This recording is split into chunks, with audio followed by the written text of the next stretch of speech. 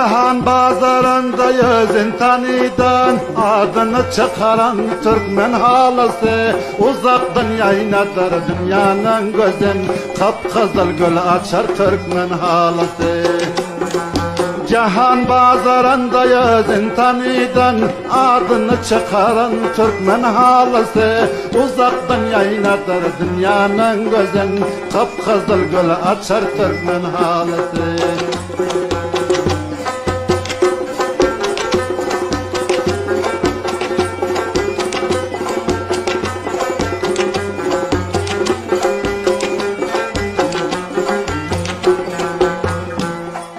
Gelin ağitlerin barmağı hünnerdir, talladır, nokradır, hemsi muzerdir.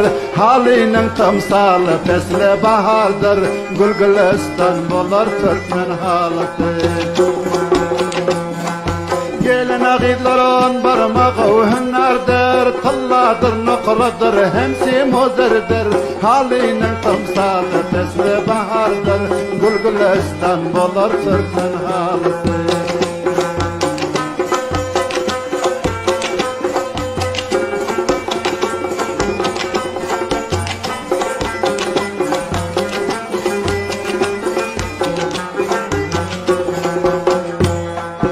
Lendende Cermen'de lalim ov geçer, tüccarlar qaraşı bahasını biçer.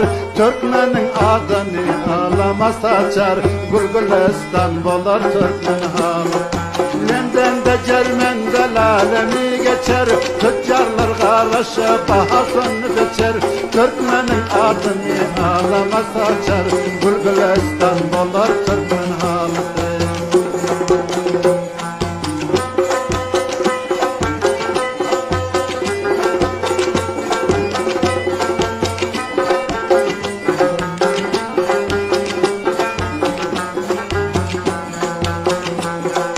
Kimse nakşa yazar, kimse yöp verip, kimse qayçı darak bıçağın verip. Mesayettir her kimse başarıp, maksada yetirer Türkmen halısı. Kimse nakşa yazar, kimse yöp verip, kimse qayçı darak bıçağın verip. Mesayettir her kimse başarıp, maksada yetirer Türkmen halısı.